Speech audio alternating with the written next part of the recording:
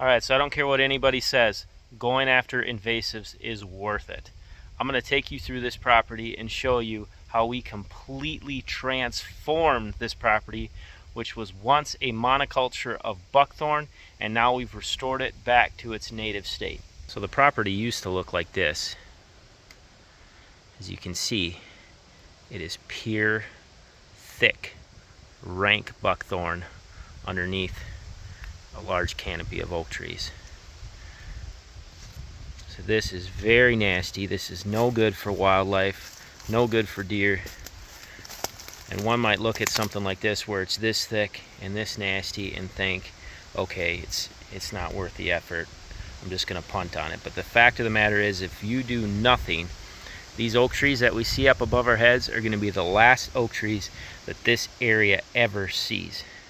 So sometimes it is worth just rolling up your sleeves and making that commitment that you want it to be better. So let me show you how we made this property better by getting rid of this buckthorn. Hey everybody. Well, as you can hear in the background, we're doing some mulching today.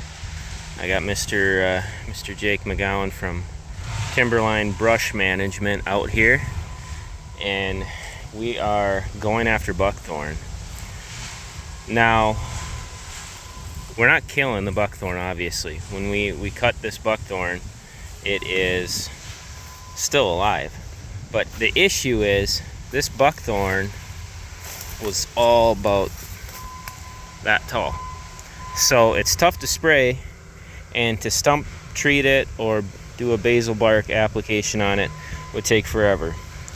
So I needed Jake to come in here and knock this all back, so then what we can do is we can let it sprout back up and we can hit it with a foliar application of herbicide. It'll probably take a couple of years to get this stuff under control, but if I was going to be treating this with a chainsaw or a squirt bottle or even just a sprayer, it would take forever, because most of this stuff was about 6 to 8 feet tall. Whereas him in here with his forestry mulcher, he is just blowing this stuff up. And he can move quickly, because normally what he would do is go back over this and clean it up and make it look all pretty. Well, we don't want it pretty. We just want it so we can be able to spray it. So I told him, just go over it once and leave all these little stems, you know, at that 6-inch mark or whatever.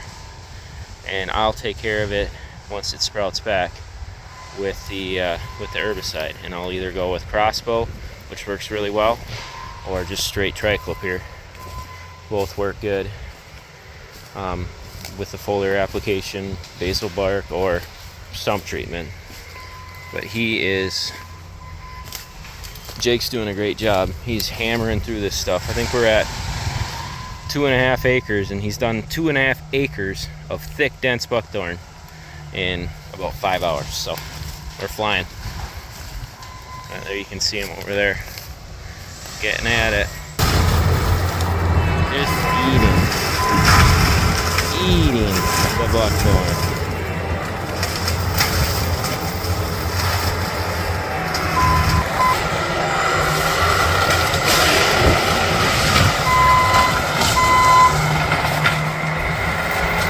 So buckthorn, the seed trees kick out tons of these little plants. So this is all right there, that's buckthorn. But where he's gone, he's ripped up those little plants. So I'm hopeful those ones aren't coming back. We'll get a lot of sprouting off this young stuff that he cut. Spray that, but these little ones, hopefully they're gone. All right, so step 2 of the massive buckthorn management cleanup project. So we had the forestry mulcher in here that cleared several acres. The reason we did that is because there was no way by hand we were gonna get this done. It just everything was at that medium to mature growth stage, and the stems are growing right next to each other. So we would have been at it forever if we were going to try to do this by hand. So we brought the forestry mulcher in, cleared out this area and several other areas on this property. That was gosh, I can't even remember now, July, towards the end of July. Well, now everything we cut has sprouted back, which we knew would happen because buckthorn loves to be cut. Responds like wildfire. It comes back very quickly. So now what I'm doing today is, it's September. I am in here spraying foliar application of crossbow herbicide to take care of the stump sprouts and the young plants. Now I feel like I'm probably going to have to hit these a couple times. The goal is to knock them back this year. I'll come back in July next year, hit them again, hopefully be able to just do a backpack sprayer. But today what I'm doing is just boom spraying everything in here. Now yeah, there are a few native plants growing that will die from the crossbow herbicide that I'm using, but that's okay because we want to take care of the buckthorn first. And when we finally get the buckthorn under control, all these great native trees, mostly oaks, there's some box elder, ironwood, things like that in here, but they'll start raining down their acorns and seeds into here, and that's what can replenish the forest. Now when that happens, if we want to get oak regeneration, obviously we're going to have to do some cutting to get more sunlight in here, but I am holding off on the forest stand improvement until we get the buckthorn under control. So this stuff is getting hammered today. Oh, that's buckthorn.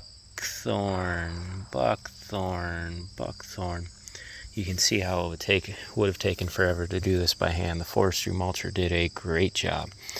And I told him I didn't want it clean, I just wanted it so I could drive a four-wheeler through here and boom spray, which is exactly what I'm doing today. So yeah, step 2. We'll hit it here and then come back to it next summer, see what we got left. All right, year 2 of the buckthorn cleanup project. This is what it looks like late June. I'm actually very encouraged with the results. So brought the mulcher in last year, mulched everything down, let it sprout back, broadcast sprayed with triclopyr. Now there are a few plants coming back, a few of the stump sprouts are coming back, but for the most part we are in much better shape than we were a year ago at this time. A lot of the plants you see are native plants. But what I am going to do this summer, I'll give it another month to let stuff grow up a bit more. I'm going to boom spray one more time just to hit all that residual buckthorn. Yep, I'll kill the native plants, but that's okay because we got nothing but native trees up ahead or up above us here, so they're going to reseed this entire area. So it's okay that I kill some of the native plants now because yeah, I'll definitely be able to let the native trees reseed this area. But so far, I mean, this area was rank with buckthorn. Now we got a few like this. You see this one probably didn't get hit with herbicide, and you can see just how aggressively they come back when you don't stump treat. So I will be boom spraying right over the top of all that.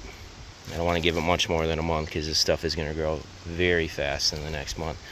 So some of the stump sprouts are popping back, but for the most part, forest floor is looking a lot better than it did. So hammer it again, and then hopefully next year we're to the point where we can just spot treat and start to actually do some TSI work, because we got some spots we'd love to do some cutting in here, but we don't want to cut until we get the buckthorn under control. That's the ultimate goal right there. Get some oaks and other good native species coming back. I'll be back out on this property in the summer of 2024, and I'll make sure to shoot a follow-up to show you where this property is at now.